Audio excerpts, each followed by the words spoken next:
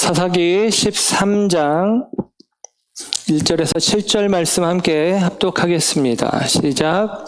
이스라엘 자손이 다시 여호와의 목전에 악을 행하였으므로 여호와께서 그들을 40년 동안 블레셋 사람의 손에 넘겨주시니라. 소라 땅에 단지파의 가족 중에 마누아라 이름하는 자가 있더라. 그의 아내가 임신하지 못함으로 출산하지 못하더니 여호와의 사자가 그 여인에게 나타나서 그에게 이르시되 보라, 내가 본래 임신하지 못함으로 출산하지 못하였으나 이제 임신하여 아들을 낳으리니 그러므로 너는 삼가 포도주와 독주를 마시지 말며 어떤 부정한 것도 먹지 말지니라. 보라, 내가 임신하여 아들을 낳으리니 그의 머리 위에 삭도를 대지 말라. 이 아이는 태에서 나옴으로부터 하나님께 바쳐진 나실인이 됨이라. 그가 블레셋 사람의 손에서 이스라엘을 구원하기 시작하리라 하시니 이에 그 여인이 가서 그의 남편에게 말하여 이르되 하나님의 사람이 내게 오셨는데 그의 모습이 하나님의 사자의 용모 같아서 심히 두려움으로 어디서부터 왔는지를 내가 묻지 못하였고 그도 자기 이름을 내게 이르지 아니하였으므로 그가 내게 이르기를 보라, 내가 임신하여 아들을 낳으리니 이제 포도주와 독주를 마시지 말며 어떤 부정한 것도 먹지 말라. 이 아이는 태에서부터 그가 죽는 날까지 하나님께 바쳐진 나실인이 됨이라 하더이다 하니라. 아멘. 아멘. 할렐루야. 오늘 이 아침에도 하나님의 사랑하심과 은혜가 저와 여러분 가운데 함께하는 줄 믿습니다. 우리 사사기 15번째 시간, 오늘은 사사 삼손 이야기 첫 번째 이야기, 부제는 나실인이라는 제목으로 말씀을 전합니다.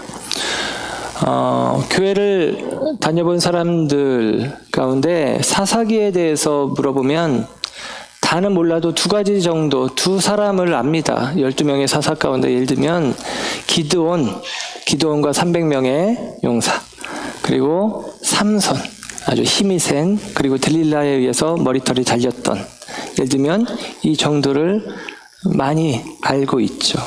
우리는 이제 사사기를 다루면서 사사들의 이야기를 자세하게 다루어 왔는데 오늘은 이제 사사 가운데 마지막 사사라고 할 수 있는 삼손의 이야기에 우리가 접어들게 되어집니다. 삼손 하면 말씀드린 대로 크게 두 가지 특징이 있습니다. 누구나 다 아는 것, 힘이 센 사람. 힘이 센 사람. 그리고 들릴라에게 그 유혹에 빠져서 머리털이 빌려 비참한 최후를 맞이한 사람. 예를 들면 그렇게 우리가 이해를 하기도 합니다. 그 가수 조영남이 개사에서 부른 이 딜라일라라고 하는 노래, 이게 원래 영국 가수 톰 존스가 부른 노래인데 노래가 그런 내용이에요. 딜라일라가 이제 들릴라의 영어식 표현입니다. 바람피는 들릴라 때문에 내 마음이 속상하고 그래서 나도 모르게 그 불편한 마음으로 칼을 들고 그 여자의 문 앞에 서 있고 그런 내용의 노래인데 이 쌀벌한 노래가 영국의 거의 국민가요 수준인 것 같아요. 그래서 이 영국 사람들이, 제가 이렇게 설교를 준비하면서 보니까 영국 사람들이 모여서 떼창을 부르는 걸 봤는데 가사 중간에 이제 후렴 부분이 아주 익숙한 표현이 이런 것입니다. My, my, my Delilah, why Delilah, 이러면서 이제 노래 불러요. 이게 나의 딜라일라, 나의 드릴라요. 그런데 너 why, 왜 그랬어 드릴라요? 그런 이야기입니다. 그리고 그렇게 이제 노래 부르는데 사람들이 막 떼창을 부르더라고요. 그래서 이 드릴라와 관련되어진 이야기를 통해서 우리는 삼손을 이해합니다. 또 하나는 삼손이 힘이 세다 그랬는데, 예를 들면 우리가 여행 가면서 공항 같은 데서도 볼 수 있는데 여행 가방 가운데 유명한 메이커 중에 하나가 샘소나이트라는 가방이 있거든요. 그게 사실은 삼손의 이름을 딴 것입니다. 삼소나이트. 그래서 튼튼한 아주 강한 그런 의미를 지닌 이제 메이커가 되겠죠. 그래서 삼손 그러면 아주 강한 사람. 그런데 들릴라에 의해서 유혹에 빠져서 결국에는 실패한 인생, 그렇게 이제 표현이 되어지기도 합니다. 그래서 삼손을 이해하는 방식이 우리가 그 정도인데, 그래서 삼손을 이해할 때, 특별히 제가 사사기를 강의하면서 사사를 이해하는 방식 속에서 사실 많은 고민들이 있어요. 특별히 삼손에 대한 이해는 굉장히 많은 부분 부정적인 시각으로 삼손을 바라보고 해석을 합니다. 제가 이렇게 말씀을 준비하면서도 너무 힘들었던 부분 중에 하나는 삼손에 대해서 부정적인 관점으로 보는 해석들이 거의 전부입니다. 그래서 사실은 제가 보는 관점은 좀 다르거든요. 저는 삼손을 긍정적인 관점에서 보려고 합니다. 기억하실지 모르겠지만 2020년 새해 들어서면서 우리가 송구영신 예배 때 우리 2020년의 표어가 주님의 손에 붙잡힌 삶이다라는 표어를 이야기하면서 제가 삼손의 이야기로 송구영신 예배 때 말씀을 드리면서 삼손에 대한 새로운 관점을 그때 이야기를 드렸는데 그 관점으로 바라보기를 원하는 마음이 있어요. 우리가 어떤 관점을 갖느냐는 굉장히 중요합니다. 내가 빨간색 안경을 쓰면 빨갛게 세상이 보일 것이고 파란색 안경을 쓰면 파랗게 세상이 보이는 것이죠. 특별히 우리 크리스찬들이 성경을 이해하는 데 있어서 가장 좋은 성경 해석의 안경은 구속사적인 관점을 가지고 성경을 보는 거예요. 성경의 모든 기록되어진 내용들이 하나님이 이 땅을 향한 구원의 역사를 이루어 가시는 과정, 그렇게 보는 관점이 가장 복음적이고 가장 건강하고 가장 우리에게 은혜가 되어집니다. 그런 관점으로 보는 게 중요해요. 그래서 저는 이 사사기의 이야기도 이 구속사적인 관점의 연장선상에서 특별히 사사 삼손을 세워가시는 하나님께 주목하고, 여러분 삼손이라는 인물을 부정적으로 보면, 예를 들면 삼손은 힘이 세게 태어났지만 나시린이었지만 다 나시린으로 제대로 살지 못하고 여인에게 빠져서 말하자면 치맛자락 아래서 놀아나다가 결국에는 스스로 목숨을 끊은 비참하게 최후를 맞이한 인생. 예를 들면 그렇게 우리가 삼손을 그런 관점으로 바라보게 되어질 때 삼손의 이야기를 이렇게 길게 기록해 줄 이유가 없어요. 그냥 아주 짧게, 거의 그런 인생들은 굉장히 짧게 기록이 되어집니다. 근데 삼손의 이야기가 사사기 안에서도 가장 길게 기록이 되어지고 있고요. 그리고 이 삼손의 이야기가 저와 여러분에게 이 하나님의 이야기가 개입되어진 삼손 이야기로 읽혀지는 것이 중요합니다. 그냥 삼손의 생애를 우리가 바라보는 것이 아니라 그 삼손의 생애 속에 담겨진 하나님의 이야기를 우리가 바라볼 수 있는 시각, 이게 구속사적인 관점인데 그런 관점으로 저는 성경을 보기를 원하는 것입니다. 문제는 대부분의 사람들은 삼손을 부정적으로 보는데 저는 지금 우리 성도님들께 제시하기를 긍정적인 관점으로 보자라고 이야기하고 있는 거예요. 그래서 여러분 이 안에서 우리가 조금 어렵지만 잘 이해하면서 들어주시기를 부탁을 드립니다. 삼손의 이야기에 앞서서 소사사 세 사람의 이름이 12장 말미에 언급이 되어집니다. 입산, 엘론, 압돈이라고 하는 소사사인데요. 이 사람들은 그냥 이름과 몇 년, 그리고 어디서 태어나고 어디서 죽었고 그 정도 기록이 되어져요. 그런데 그 기록된 내용들을 보면 조금은 뭐 이런 사사들이 있나 싶은 생각이 들기도 합니다. 예를 들면 입산 같은 경우는 7년을 통치했는데 30명의 아들과 30명의 딸이 있는데 외국으로 시집을 보냈다는 거예요. 외국으로 시집 보냈다는 얘기는 외교 정책, 화친을 맺어서 평화를 유지하겠다는 방식이죠. 하나님의 방식이 아닙니다. 가나안 거민들에게 하나님이 주신 신명기 모세를 통해서 주신 말씀은 이방인들과 통혼하지 말라는 것이거든요. 그런데 입산이 그런 행동을 하고 있고 엘론은 그냥 그 이름과 스불론 지파 사람이란 정도만 언급하고 그냥 지나가 버려요. 그냥 쓱 지나가 버립니다.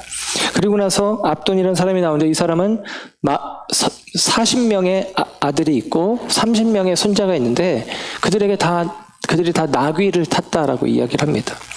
나귀가 별거 아닌 것 같지만 그 시대에는 나름대로 우리식으로 표현하면 다 한 대씩 관용차를 받아서 타고 다녔다라는 의미로 이해할 수 있어요. 그래서 그들은 나름대로 이 압돈의 집안은 이 지위를 누렸던 집안으로 이렇게 묘사가 되어지는 거예요. 그 이야기 뒤에 삼손의 이야기가 이제 등장이 되어지는 것인데요. 이 입산, 엘론, 압돈의 이 짧은 이야기 속에 그들이 사사로 몇 년을 있었다라는 이야기는 있지만 그들이 이스라엘을 구원하였다라는 이야기는 없어요. 구원하였다는 이야기가 빠지기 시작합니다. 그러니까 그들은 구원의 일들을 한 일들이 별로 물론 사사였으니까 그렇게 했을 수도 있다 싶지만 없어요. 기록이 되지 않습니다. 그리고 나서 삼손 이야기로 들어오는데 삼손 이야기의 시작 우리가 읽은 말씀 가운데 13장 1절의 말씀을 보면 이제까지 계속 반복되었던 사사기의 비참한 반복이 다시 한번 반복되는데 무엇이냐면 여호와의 목전에서 다시금 악을 행하였다라는 사실입니다.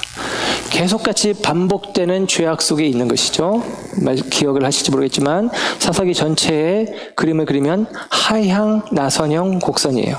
나선형으로 되어지는데 하향 곡선을 그리고 있는 것이죠.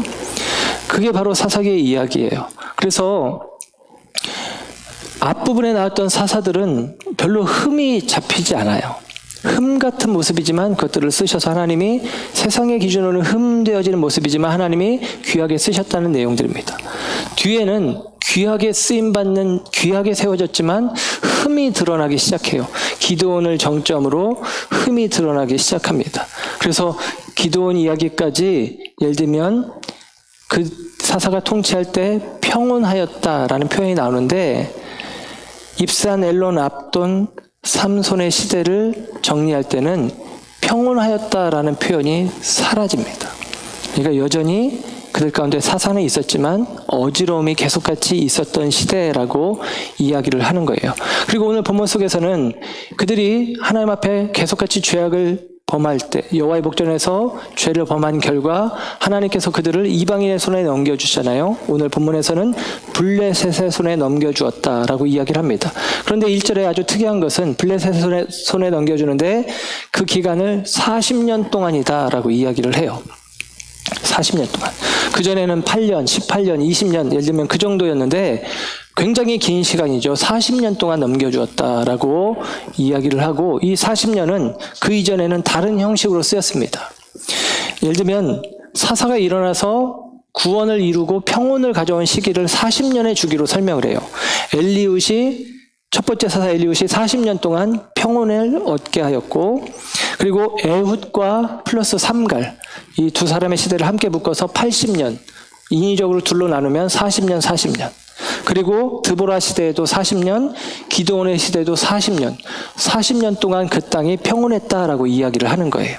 그런데 지금 삼손의 시대에는 40년 동안 블레셋의 압제 가운데 놓였다라고 이야기를 하는 것입니다. 좀 단순하게 얘기하면 짧은 기간 압제를 받다가 긴 기간 평안을 누렸던 것이 앞전의 사사의 이야기라면 지금 삼손의 시대에 와서는 40년 동안 아주 긴 시간 동안 어려움을 겪죠. 그 앞전에 입다 같은 경우는 6년을 통치했다고 이야기하고 사사 삼손은 20년을 통치했다고 이야기를 해요. 그러니까 고통의 기간이 더 길어진 것입니다. 그러면서 40은 우리가 아는 것처럼 완전수의 개념이 있기도 하고 40은 또한 한 세대를 표현하기도 해요. 출애굽한 이스라엘 백성들이 광야 40년 동안 엎드려지고 새로운 세대가 요단강을 건너서 가나안에 들어갔죠. 그 한 세대를 이야기하기도 합니다. 그래서 온전한 압제, 온전한 억압 아래, 온전한 심판 아래 놓여진 것을 40년의 블레셋의 압제로 표현해주고 있기도 한 거예요. 그러니까 하나님의 구원으로 말미암는 평안의 시간은 줄어들고 하나님의 외면하시고 하나님이 그들을 징계하는 시간이 더 길어지고 완전해지는 구축되어지는 과정 속에 지금 있다라는 거예요. 그런 시대적인 배경 속에 삼손이 등장하고 있는 것이 오늘 본문의 내용입니다. 그래서 오늘 이 삼손의 시대를 다른 사사의 시대와 좀 구분해서 이야기되는 것이 어떤 거냐면 형식이 있었거든요. 일반적으로 사사기를 나선형 하향 구조로 하고 이야기한 것은 반복되어진다고 이야기했는데 하나님이 주신 축복이 있으면 타락하게 되고 범죄하게 되고 우상 숭배하고 그럼 하나님께서 그들을 이방인의 압제 아래 두게 되고 그럼 이방인의 압제 아래서 신음하고 고통당하면서 하나님께 주님 너무 힘들어요 살려주세요 하고 부르짖으면 하나님께서 사사를 보내서 다시 그들을 건져주시고 구원해주시고 평안의 때가 주어지고 그러면 다시 또 타락하고 그게 반복된다고 말씀을 드렸습니다. 그런데 사사기의 이 삼손의 이야기에서는 이 구조가 조금 깨져요. 그런데 어떻게 깨지냐면 그들이 여호와의 목전에서 악을 행하였고 하나님께서 블레셋의 손에 붙여주셨고 그들이 블레셋의 압제 아래 놓여집니다. 그러면 어떻게 되느냐? 그 다음에는 부르짖어야죠. 그런데 오늘 성경의 이야기 속에서는 부르짖음이 빠져 있어요. 부르짖음이 없어요. 그 이야기가 오늘 삼손의 이야기예요. 부르짖어야 되는데 부르짖지 않아요. 부르짖음이 없다는 것은 뭐 기록이 안 됐을 뿐 부르짖을 수 있죠. 힘드니까 어려우니까. 그런데 부르짖음이 없다라고 이야기하는 대목이 나옵니다. 나중에 삼손의 얘기를 다음에 보면 알겠지만 삼손이 이제 이 블레셋 여인과 이제 결혼을 하려고 하는 과정 속에서 블레셋과 일부러 충돌을 일으키게 되어지고 그 과정 가운데 예를 들면 삼손이 여우를 두 마리씩 여우 꼬리를 묶어버리는 거예요. 그리고 횃불을 그 사이에 끼워서 보냅니다. 그러니까 그래서 블레셋 사람들의 밭에 들여보내는 거예요. 밭에서 여우가 막 우왕좌왕하면서 여기저기 불지르고 다니는 거예요. 그래가지고 그 일 때문에 블레셋 사람들이 삼손을 잡겠다고, 삼손은 단지파 사람인데 단과 유다가 땅이 밀접해 있거든요. 유다 사람들에게 가서 협박을 하는 겁니다. 너희들이 우리 밭에 불질렀냐? 그런 식으로 해서 삼손을 잡아오지 않으면 우리가 너희들을 다 죽여버리겠다. 그렇게 하니까 유대 사람들이 삼손에게 가서 이런 식으로 얘기합니다. 너 왜 일 저질렀어? 너 왜 좀 가만히 두지? 왜 블레셋 사람들의 심기를 건드려서 우리가 위험에 처하게 만드는 거야? 라고 이야기를 하는 거예요. 그러면서 너 왜 이렇게 나서는 거야? 너 왜 블레셋 사람들에게 불편하게 하는 거야? 그런 거죠. 어떤 느낌이냐면 그냥 우리가 블레셋에 그냥 고개 숙이고 살면 되지.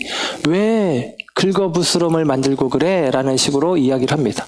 그러니까 그들은 블레셋의 압제를 당연시 여기고 있는 것이고, 블레셋의 압제를 당연시 여기는 상황 속에서 하나님께 더 이상 건져달라, 우리를 구원해달라라고 빌지도 않는 온전한 압제, 40년의 압제 아래 그들이 놓여있는 상태를 표현해주고 있어요. 그래서 부르짖지 않아요. 우리식으로 표현하면 회개하지 않아요. 그런데 회개하지 않는데 오늘 본문은 어떤 이야기를 하느냐면 우리가 부르짖지 않아도 회개하지 않아도 하나님은 구원하신다라는 거예요. 이건 조심해서 들어야 됩니다. 여러분, 우리는 부르짖어야 돼요. 회개해야 돼요. 회개는 구원의 현관이라는 표현을 신학에서 씁니다. 회개는 우리가 회개를 통해서 그 현관문을 열고 구원의 자리로 들어가는 거예요. 회개는 너무나 중요합니다. 그런데 성경 오늘 본문에서 강조하는 점은 부르짖음이 없는데도 불구하고 하나님은 하나님의 구속사를 써가고 계시다라는 것이 삼손의 이야기인 거예요. 그래서 삼손의 이야기는 다른 사사들의 이야기와 다르게 삼손이 태어나기 전, 잉태되기 전의 이야기를 지금 기록해주고 있는 거예요. 여러분, 이 느낌이 마치 이런 것입니다. 어떻게 이해를 하냐면 출애굽기에 보면 이스라엘 백성들 하나님께서 애굽에서 건져내시는데 모세를 들어 쓰시죠. 근데 그 모세에게 출애굽기 3장에 보면 가시떨기 가운데 불이 붙은 상태로 모세에게 임재하십니다. 그리고 모세에게 말씀하시기를 이렇게 말씀하시는 거예요. 이스라엘 백성들의 부르짖음이 내 귀에 들려서 내가 너를 애굽에 보내 그들을 구원하려고 한다. 이게 모세를 향한 소명이에요. 그들이 부르짖어서. 그런데 이 3장의 이야기 앞에 2장이 있겠죠. 2장 끝에는 어떤 이야기가 나오냐면 그들이 부르짖었다는 표현도 있는데 그 부르짖음을 통해서 어떻게 되었냐면 하나님께서 아브라함과 이삭과 야곱에게 약속하신 것을 기억하셨다라고 기록을 해줘요. 여러분, 그러면 구조가 이런 것입니다. 하나님은 약속을 아브라함에게 했어요. 아브라함에게 진짜 주어진 약속을 보면 네 자손이 바다의 모래처럼 하늘의 별처럼 많을 거야. 그런데 애굽에서 400년 동안 종살이 할 거야. 나중에 그들을 내가 건져낼 거야. 그런 말씀이 창세기에 나와요. 그러니까 아브라함과 이삭과 야곱에게 주어진 약속이 먼저죠. 그리고 그 약속이 있었는데 이스라엘 백성들이 애굽에서 살다가 너무 노예 생활이 고되어서 하나님 앞에 너무 힘들어요. 하나님 살려주세요 하고 그들이 신원하며 탄식하며 부르짖었을 때 하나님이 그것을 듣고 예전에 했던 약속을 기억하셨다는 거예요. 그러니까 여러분, 약속이 먼저이고 그들을 구원하시겠다는 하나님의 계획이 먼저인 것입니다. 그래서 조심스럽게 들으란 얘기인데 우리가 회개하든 부르짖든 부르짖지 않든 하나님은 구속사를 써내려가는 거예요. 하나님의 구원의 역사는 있는 것입니다. 그리고 그 구원의 역사가 삼손을 통해서 지금 드러나고 있는 거예요. 구원은 우리의 어떠함을 통해서 주어지는 것이 아니라 하나님의 약속을 통해서 우리 가운데 주어지는 것이고, 하나님의 뜻, 하나님의 의, 하나님의 선택을 통해서 우리 가운데 주어지는 것이 강조되는 게 삼손의 이야기입니다. 기억하시겠지만 마태복음 13장은 예수님께서 천국 비유를 하시면서 7가지 비유를 하는데, 그 7가지 천국 비유의 첫 번째 비유는 씨 뿌리는 비유예요. 어떤 사람이 씨를 뿌렸다. 그랬더니 씨가 길가에, 그리고 돌짝밭에, 그리고 가시덤불에, 그리고 옥토에 떨어졌다. 3가지는 다 잃어버렸지만 옥토에 떨어진 씨는 30배, 60배, 100배로 결실했다라고 하는 것이죠. 근데 그 비유를 어떤 성경책에서는 그 소제목을 밭의 비유라고 설명해 주기도 하지만, 저는 그 비유는 씨 뿌리는 비유라고 분명하게 말씀드렸습니다. 천국은 씨 뿌리는 자로 말미암아 오는 거예요. 밭이 스스로를 기경하는 것이 아니라 씨를 뿌린 농부가 돌짝밭을 돌을 제거해내고, 가시덤불의 밭에 가시를 제거해내고, 길가처럼 딱딱한 밭을 쟁기로 기경하여 뒤집는 거예요. 그래서 옥토를 만드는 거예요. 하나님이 우리 속에서 일하시는 역사를 이야기하는 것입니다. 그래서 구원은 하나님의 일하심이에요. 하나님의 열심입니다.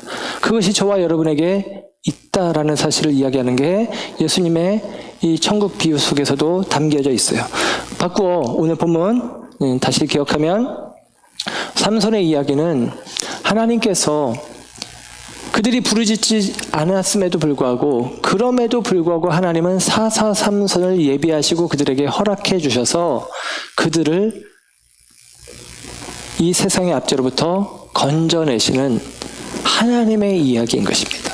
표면적으로는 삼손의 이야기지만 하나님의 이야기인 거예요. 그래서 우리는 삼손이 태어나기 전 하나님의 사자를 통해서 삼손의 아버지 어머니에게 현몽하면서 이야기하는 오늘 본문의 이야기를 통해서 우리는 확인하게 되어지는 것입니다. 다시금 말씀드리지만 삼손에 대한 해석은 어떤 관점을 가지고 바라보느냐에 따라서 첨예하게 달라집니다.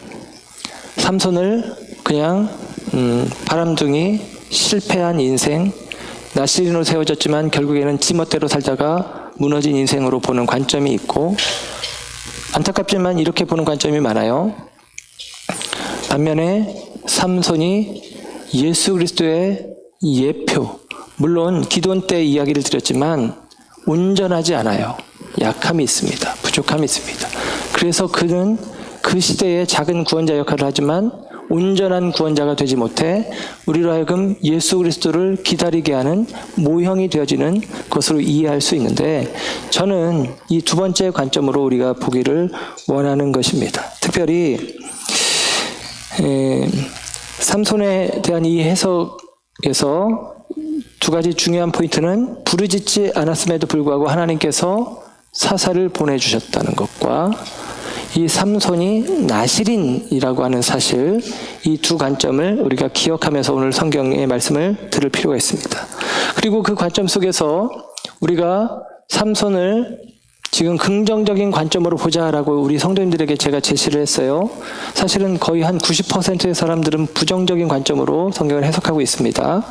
그럼에도 불구하고 제가 이렇게 긍정적인 관점으로 해석하는 이유는 성경이 그렇게 기록하고 있다고 저는 보는 거예요. 첫째는 이 성경의 저자의 평가가 삼손이 20년 동안 이스라엘의 사사로 있었다라고 15장 20절, 16장 31절에 분명히 그를 사사로 인정하고 있다라는 사실입니다.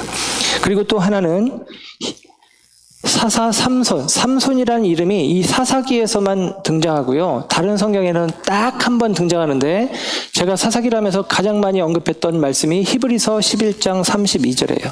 그리고 히브리서 11장 32절에 11장에 있는 믿음의 조상들에 대한 언급들 속에 끝부분에 사사들의 이야기, 그래서 사사, 기드온, 바락, 입다, 삼손 등의 이름이 언급이 되어집니다. 삼손은 그 믿음의 조상들의 그 명단에 포함이 되어져 있어요. 그러니까 성경을 성경으로 해석할 때 히브리서 기자, 곧 성령의 이해와 해석은 삼손이 믿음의 조상의 반열에 포함되어져야 한다라고 여기고 있는 것이죠. 그래서 저는 그 관점으로 삼손을 바라보길 원합니다.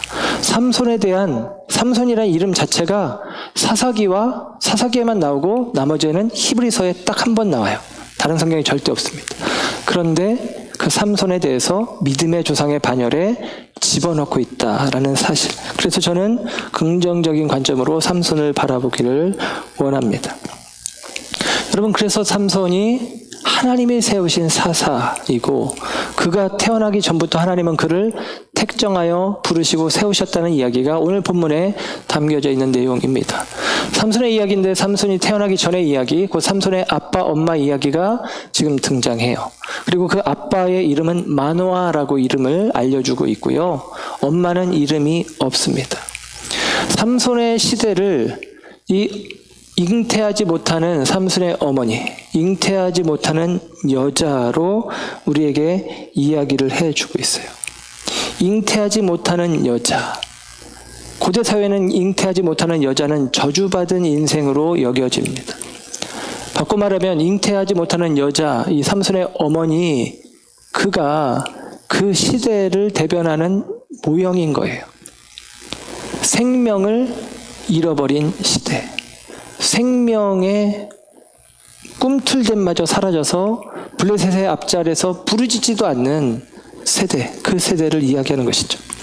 성경에 종종 잉태하지 못하는 여자들의 이야기가 나오는데, 잉태하지 못하는 여자들의 이야기가 나올 때는 그 시대에 하나님의 절대적인 개입이 있어서 그 시대 속에서 그 사람을 통해서 새로운 출발을 하게 할 때 잉태하지 못하는 여자들의 이야기가 나옵니다.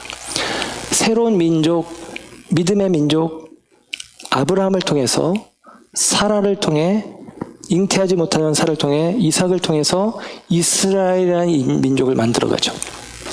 이삭도 잉태를 잘못해서, 리브가가 잉태를 못해서 나중에 야곱을 낳는데 야곱이 이스라엘의 이름이 되잖아요. 이스라엘을 세워가는 과정 가운데 잉태하지 못하는 여자들이 있고 하나님의 개입이 있는 거예요. 사사기, 룻기가 같은 시대이고 그 다음에 사무엘상, 사무엘하 이렇게 성경이 이어집니다. 왕정 시대로 이어지는데 사무엘 시대가 또 그런 시대죠. 사무엘 시대가 어둠이 팽배한 시대입니다. 그때에 잉태하지 못하는 한나라는 여인을 통해서 사무엘이라는 선지자가 세워지고 왕정 시대가 열리기 시작하는 거예요. 영적인 암흑기라고 하는 예수님이 태어나기 전의 시대, 말라기 이후에 400년 동안의 암흑기 이후에 새로운 선지자가 일어났는데 그게 바로 세례 요한입니다. 세례 요한의 어머니 엘리사벳도 아이를 못 낳던 여인이에요. 그러니까 잉태하지 못하는 여인이 등장하는 이야기는 하나님의 절대적인 개입을 통해서 생명의 가능성이 완전히 끊어진 상태, 불씨마저 다 꺼져버린 상태 속에 하나님의 개입을 통해서 새 생명의 역사가 태동되어지는 과정을 설명할 때 잉태하지 못한 여인들이 등장하는 거예요.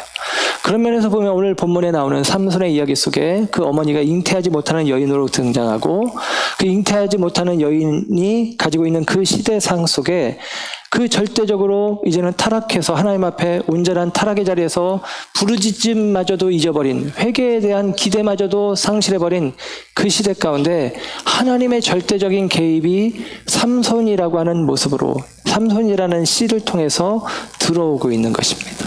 그게 오늘 성경의 삼손의 이야기라는 거예요. 불임의 극치는, 임신하지 못하는 여자들의 극치는 마리아입니다. 마리아는 남자와 관계를 한 적이 없기 때문입니다. 남자와 관계를 하지 못했으니까 당연히 임신하지 못하는 게 맞죠. 그런데 여러분, 놀랍지만 남자와 관계하지 않은 여자 마리아가, 동정녀 마리아가 예수님을 잉태합니다. 가장 극치죠. 전혀 불가능하죠. 그런데 하나님이 개입하셔서 새 생명을 그의 태 속에 집어넣으시고 그 예수로 말미암아 하나님은 새 세상을 우리 속에서 여시는 거예요. 하나님의 구원하심에, 하나님의 절대적인 개입 속에 배경으로 드러나는 상황들이 잉태하지 못하는 여인이라는 것입니다. 오늘 이 사사기의 끝 시대는 그런 시대인 거예요. 평온을 잃어버린 시대, 부르짖지도 않는 시대, 사사들마저 하나님 앞에서 조금씩 더 부족함이 더 여시 드러나는 그 시대. 그 그 시대 속에 하나님의 개입이, 간섭이 들어가고 있는 것입니다. 그리고 오늘 본문에 이제 말씀을 보면 여호와의 사자가 여인에게 나타나요. 엄마에게. 너 잉태할 거야. 너 아이를 낳을 거야. 아이는 나실인으로 키워야 돼. 나실인으로 반드시 키워야 돼. 그 이야기를 듣고 이 마누아의 아내가 남편에게 이야기합니다. 여보, 내가 여호와의 사자를 만났는데 나에게 이렇게 말씀하셨어. 아이가 생길 거래. 그 아이를 나실인으로 키우래. 그랬더니 우리가 7절까지 읽은 내용이 그 내용이에요. 그랬더니 8절에는 어떤 내용이 나오냐면 마누아가 이제 등장하는데 아빠가 등장합니다. 삼손의 아빠. 마누아가 이렇게 이야기를 해요. 기도합니다. 하나님, 다시 한번 여호와의 사자를 보내주세요. 내가 보고 싶어요. 내가 듣고 싶어요. 여러분, 이게 영적으로 이런 것입니다. 남자가 머리고 가장이고 가정으로 치면 그 가정의 제사장인 거예요. 그런데 하나님의 사자가 남자에게, 마누아에게 임해야 되는데 그렇지 않고 아내에게 임한 거예요. 속상하죠. 기분 나쁘죠. 사실 이 사사기의 내용을 보면 앞에는 여자들의 이름이 기록되어 있어요. 근데 기드온 이후 이제 아비멜렉을 죽인 이 맷돌 윗짝을 떨어뜨려서 죽인 여자부터 시작해서 여자의 이름이 언급되지 않습니다. 들릴라라는 여자 한 번 언급되고요. 사사기 끝부분에 가면 18장쯤 가면은 여자들을 아주 천히 여기고 그냥 놀이객감으로 여기고 그 과정 속에서 여자를 한 죽은 여인, 윤간당하여 죽은 여인을 토막내서 12지파에 보내서 내전이 일어난 이야기, 그런 이야기들이 나와요. 그러니까 여자가 천대받는 모습으로 여겨지는데 이게 어떤 느낌이냐면 하나님의 은혜를 상실한 시대가 이렇게 약한 자들에 대한 배려가 없는 타락한 시대상을 표현하는 거예요. 여자의 이름이 언급되지 않기 시작해요. 그래서 오늘 본문에도 마누아라는 이름은 언급되지만 여자, 잉태하지 못하는 삼손의 엄마의 이름은 언급되지 않아요. 그래서 마누아 입장에서도 기분 나쁜 거예요. 아니, 왜 나한테 임하지 않고, 그런 것이죠. 그래서 기도해요. 하나님, 나한테 한 번 더 다시 여호와의 사자를 보내주세요 라고 기도했더니 9절에 보면 응답하십니다. 하나님이 마누아의 목소리를 들으시니라. 근데 내용이 이상해요. 마누아에게 응답하시는데 마누아의 아내가 일하는 밭에 사자가 다시 와요. 그 밭에는 마누아가 없어요. 여호와의 사자가 보는 눈이 없어서 갈 수 있는 길이 거기밖에 없어서 거기 간 게 아니겠죠. 마누아에게 가면 되는데 마누아에게 가지 않고 마누아의 아내에게 간 거예요. 그리고 아내에게 말하는 거예요. 그랬더니 아내가 얼른 뛰어가가지고 남편을 데리고 와요. 그 얘기가 9절에 나오고 10절에 나와요. 예. 그래서 여자에게 이야기하고 여자에게 나타나는 시대로 지금 표현이 되는 거예요. 예. 여자에게. 이게 굉장히 중요한 의미가 있어요. 여자에게 나타납니다. 근데 왜 그러냐면 마누아가 가지고 있는 영적인 상태를 보여주는 거예요. 마누아에게는 얘기해도 소용없다는 것이죠. 마누아가 와가지고 여호와의 사자를 맞이하고 여호와의 사자에게 이야기합니다. 당신 이름이 뭡니까? 이름을 알면 나중에 우리가 정말 당신의 예언대로 되면 영광을 올려드리겠습니다. 그랬더니 이름을 알려주는데 이름을 왜 물어보냐? 그러면서 알려줘요.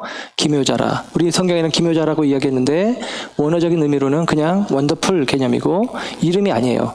그러니까 기묘하다는 얘기는 알쏭달쏭하다는 얘기예요. 그래서 세번역 성경에는 어떻게 이야기했냐면 비밀이다라고 얘기해요.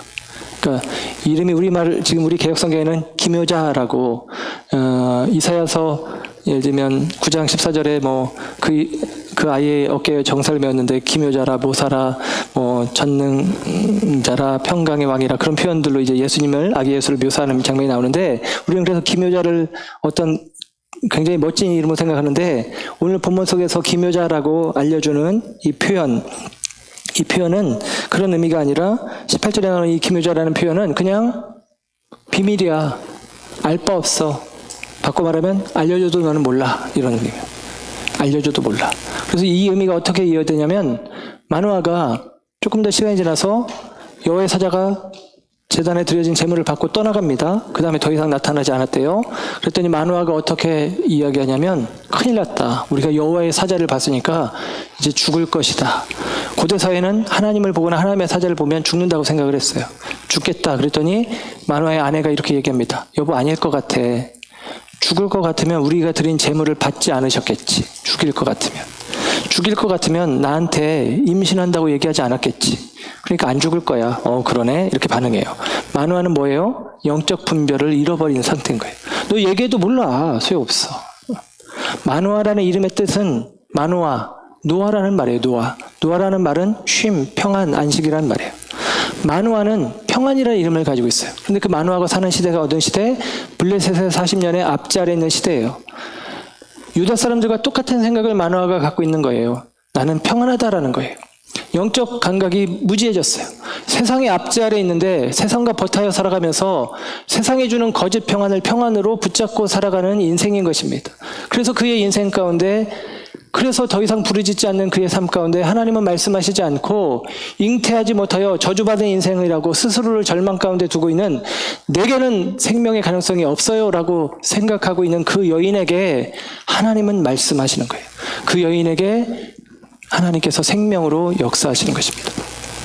여러분, 거짓 평안 가운데 있는 우리는 하나님께 부르짖지 않아요. 우리는 만화처럼 어리석은 인생일 뿐입니다. 하나님은 우리에게 말씀하시지 않아요. 그러나 여러분, 우리가 절망 가운데 스스로를 두고 하나님의 긍휼하심과 은혜가 아니면 안 되겠다는 마음으로 서 있는 상태에 있을 때 하나님이 긍휼하심 속에 역사하신다라고 생각해 볼 수 있습니다. 오늘 특별히 부제가 나실인이잖아요. 나실인으로 삼손을, 그러니까 태어날 아이를 세워야 된다라고 이야기를 해줍니다. 그런데 오늘 본문 속에 좀 재밌는 표현이 있는데요. 4절로 가서 볼게요. 4절에 보면, 그러므로 너는 삼가 포도주와 독주를 마시지 말며 어떤 부정한 것도 먹지 말지니라 그럽니다. 너는 삼가라, 이 얘기는 마노아의 아내 곧 삼손의 어머니에게 하는 얘기예요. 삼손의 어머니는 지금 나실인의 서약을 한 적이 없습니다. 민수기 6장에 보면 나실인의 서약을 할 때 세 가지를 지켜야 되는데, 첫째는 포도주나 독주를 마시지 말 것, 둘째는 삭도를 머리에 대지 말 것, 머리 깎지 말 것, 세 번째로는 시체를 가까이 하지 말 것, 이것입니다. 이 세 가지를 하도록 명령하고 있는데, 이 명령 앞에 어떤 표현이냐면, 누구든지 하나님 앞에 서원하는 일이 있을 때 기간을 정해서 남자가 됐든 여자가 됐든 서원을 하는 거예요. 그리고 정해진 기간 동안 그 약속을 지키면 되는 것입니다. 그런데 지금 이 마노아의 아내 삼손의 어머니는 약속을 한 적이 없어요. 서원한 적이 없어요. 예. 그런데 그에게도 지금 나실인이 해야 될 독주와 포도주를 마시지 말라는 이야기를 하고 있는 거예요. 예. 이유는 뭐냐면, 삼손이 날 때부터 죽을 때까지 나실인이 되어야 한다라고 이야기하기 때문입니다. 어머니가 먹고 마시는 것은 탯줄을 통해서 뱃속에 있는 아이에게 전해지는 거예요. 그러니까 지금 삼손의 어머니에게 네가 포도주와 독주를 마시지 마라고 이야기하는 것은, 네 뱃속의 삼손이 그만큼이나 하나님께서 이 어두운 세상 속에 생명의 씨앗으로 둔 씨앗이니까 그 씨앗을 잘 보존해야 돼. 그러니까 너는 네 탯줄을 통해서 너의 아이에게 포도주나 독주의 기운마저도 들어가지 않도록 너도 포도주와 독주를 마시면 안 돼 라고 이야기를 하고 있는 것입니다. 철저하게 나실인이 되어야 한다라고 이야기를 하고 있는 거예요. 근데 여러분, 이제 삼손의 이야기를 보면 알겠지만 그가 뭐 혼인잔치도 하는 거 보니까 포도주, 독주 마셨을 것 같아요. 그리고 죽은 사자에게서 꿀을 떠먹는 거 보니까 시체를 만지는 일도 있었고요. 그리고 들릴라에게 속아서 결국에는 머리털이 밀려져서 깎여집니다. 그러니까 이 나실인의 서약으로 지켜야 될 것들이 다 깨져버리는 거예요. 삼손의 생애 속에서. 그래서 삼손을 부정적으로 보는 사람들은 그것 때문에 부정적으로 보는 거예요. 근데 여러분, 나실인이라는 의미가 신약적인 이해로는 이렇게 이해가 되어지는 것입니다. 신약적인 이해로는, 예를 들면 나실인이란 말이 여호와께 바쳐진 나실인, 여호와께 하나님께 헌신되어진 사람, 구별되어진 사람이라고 수동태형으로 되어져요. 수동태형. 그러니까 내가 능동태로 하나님께 나는 앞으로 술 안 먹겠습니다. 나는 머리를 안 깎겠습니다. 나는 앞으로 시체를 만지지 않겠습니다. 능동태로 우리가 표현하지만 나실인이라는 말 자체는 수동태형인 거예요. 그 사람은 구별된 사람이다. 그 사람은 거룩하게 분별된 사람이다. 이런 의미가 나실이란 말이에요. 그래서 신약적인 이해는 이런 이해입니다. 예를 들면 고린도전서 11장에 보면 바울이 그런 이야기를 해요. 여자들에게 수건을 쓰고 예배해야 된다. 예. 그리고 여자들은 긴 머리가 영광이다. 남자는 머리를 길리면 안 된다. 그런 이야기를 해요. 그거는 이제 질서를 얘기하는 거예요.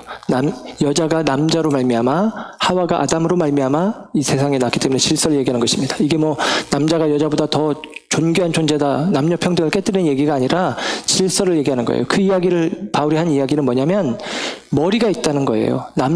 여자 위에 남자가 머리인 것처럼 남자들 위에 그리스도가 머리 되신다라는 거예요. 그래서 머리를 깎지 않는다는 의미는 머리이신 그분을 인식하고 살아간다는 의미가 되는 거예요.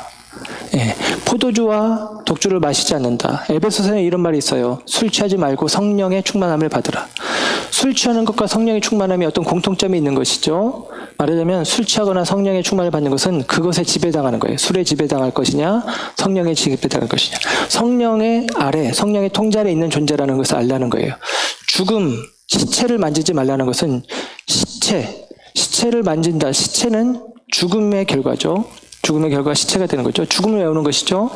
죄의 삭슨 사망, 죄의 결과입니다. 그래서 시체는 죄의 결과물인 거예요. 죄의 세력 아래 있으면 시체가 되는 거예요. 죽음이 되는 거예요. 그래서 시체를 만지지 않는다는 얘기는 우리는 죄와 구별되어진, 죄에게서 벗어난 인생이라고 이야기를 하는 거예요. 신약적인 이해는 이런 이해입니다. 그래서 저와 여러분이 신약적인 의미의 나실이라는 개념은 우리의 신분이 바뀐 거예요. 전에는 우리가 세상의 것들에 지배당했지만, 전에는 내 스스로가 머리인 것처럼 살았지만, 전에는 우리가 죄 가운데 살았지만 이제는 그렇지 않다라는 것이죠.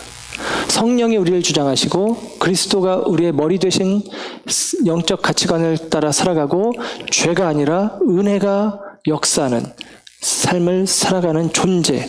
그래서 이 나시라는 개념은 단지 이렇게 행하라라를 넘어서서 우리가 하나님 안에서 나는 완전히 새로운 존재가 되었습니다. 나는 새로운 인생이 되었습니다.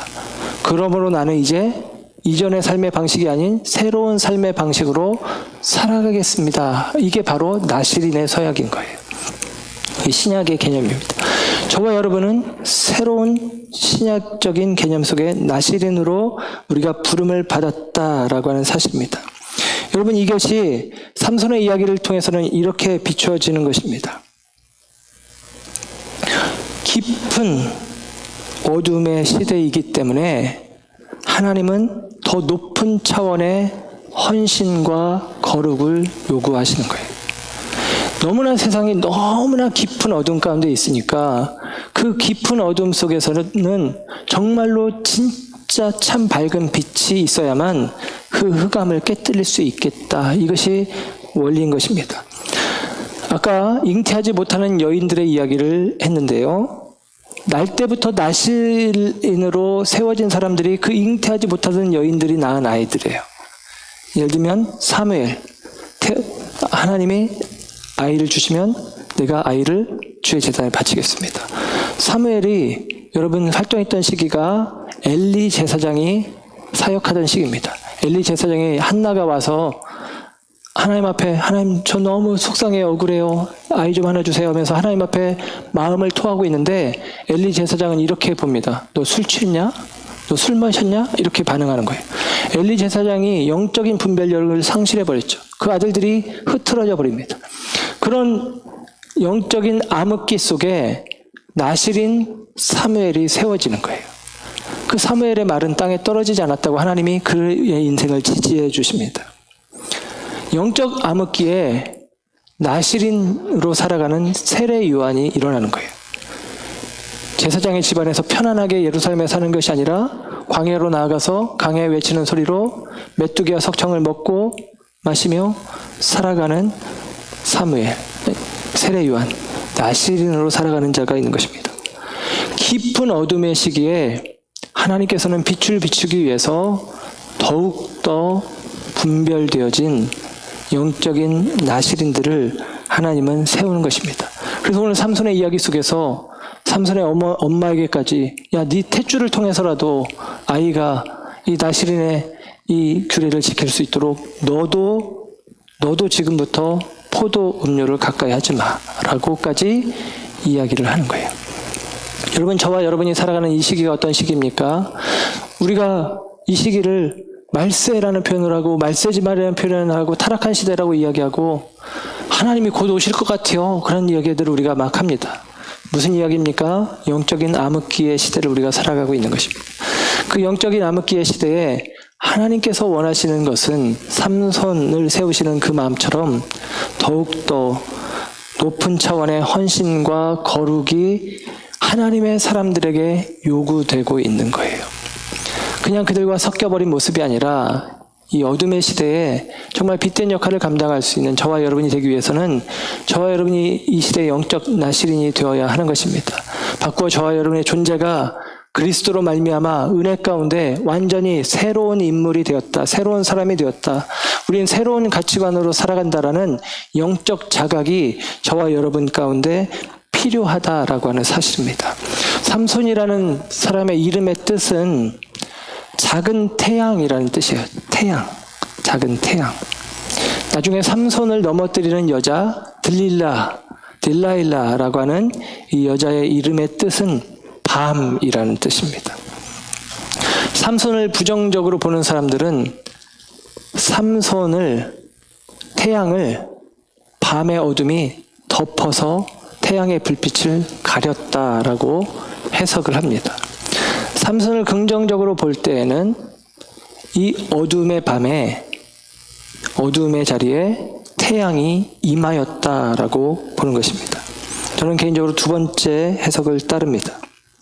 요한복음 1장 5절에 보면 예수님을 이렇게 표현합니다. 빛이 어둠에 비추되 어둠이 깨닫지 못하더라. 어둠의 자리에 빛이신 주님이 오신 거예요. 오늘 삼손에 대해서 이런 표현이 등장합니다. 나중에 13장 24절에 가면 아이를 낳았고 이름을 삼손이라고 이름 짓습니다. 작은 태양. 그리고 13장 24절 하반절에 이렇게 표현합니다. 아이가 자라매 여호와께서 그에게 복을 주시더니 그럽니다. 삼손의 어릴 적 유년기를 딱 한 절로 표현하는데 아이가 자라갈 때에 하나님께서 그에게 복을 주셨다라는 것입니다. 예수님의 어린 날의 생애에 대해서도 한 절 표현되기를 누가복음 2장 52절에 예수는 지혜와 키가 자라가며 하나님과 사람에게 더욱 사랑스러워 가시더라. 여러분 삼손의 자라가는 모습이 예수님과 좀 닮지 않았습니까? 그렇게 성경이 기록을 해주고 있다는 거예요. 그래서 저는 삼손이 예수님의 예표로 그 온전한 어둠의 시기에 하나님의 절대적인 개입으로 그가 복중에 지어지기 전부터 하나님이 개입하셔서 구원의 씨로 심어두신 사사로 여깁니다. 물론 거듭 말씀드리지만 삼손은 넘어짐이 있어요. 실패가 있습니다. 약함이 있습니다. 그래서 하나님이 필요하시죠. 예수님이 필요하죠. 삼손에 대해서 오늘 여호와의 사자가 오늘 본문 5절을 가시면 이렇게 이야기합니다. 5절 하반절에 하나님께 바쳐진 나실인 삼손, 그가 블레셋 사람의 손에서 이스라엘을 구원하기 시작하리라. 예언이죠. 삼손이 너의 아들이 나중에 블레셋의 손에서 하나님의 백성들을 구원하기 시작할 거야. 근데 삼손의 이야기는 좀 아쉬운 건 뭐냐면 구원하기 시작하고 구원하다가 끝나요. 예, 완전히 구원을 이루지 못했어요. 그래서 구원했단 말이 없어요. 평온했단 말이 없어요. 그런데 이 구원이 완성되는 때가 있습니다. 사무엘하 8장에 가면 다윗 시대에 블레셋의 마을들을 점령하고 다윗 시대에 구원이 완성되는 거예요. 다윗은 오실 예수님의 가장 큰 예표잖아요. 오실 예수님의 가장 큰 모형이 다윗인데 다윗 시대에 그것이 완성이 되어져요. 여러분, 그래서 우리는 이렇게 이해할 수 있습니다. 하나님은 이 깊은 어둠의 시대 속에 하나님의 구원의 씨를 허락하시는 거예요.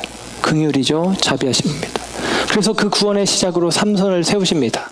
그래서 삼손은 깊은 어둠의 시대에 밝아오는 여명 같은 존재로 그럼에도 불구하고 부르짖지도 않고 깨닫지도 못하고 가장 깊은 어둠 속에 있는 그 시대 속에 그럼에도 불구하고 하나님은 우리를 잊지 않고 구원의 손을 펴고 계시구나라는 것을 확인하게 하는 것이 삼손이에요.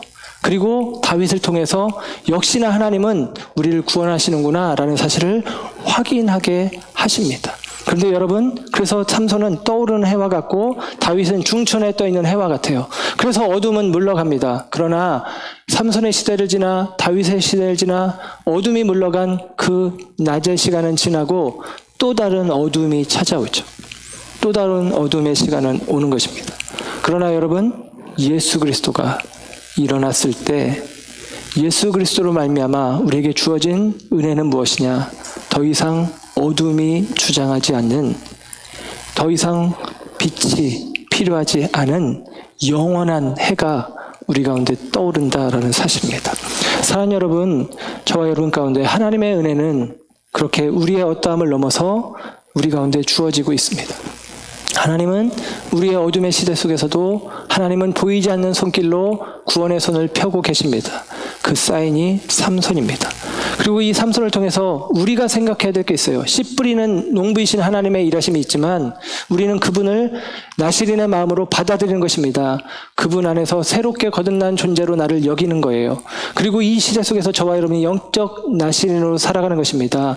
세상의 가치관과 판단이 아니라 하나님께 속한 자, 하나님이 나를 주장하시고 그리스도가 나의 머리가 되어주시고 우리가 더 이상 죄의 영향을 받지 않고 은혜에 속한 의의 병기로 살아가기를 결단하는 저와 여러분의 삶이 이 시대의 또 다른 의미의 영적 삼손, 깊은 어둠의 시대에 더 높은 차원의 헌신과 거룩을 요구하시는 하나님의 마음에 합당한 자로 서야 한다라는 사실입니다.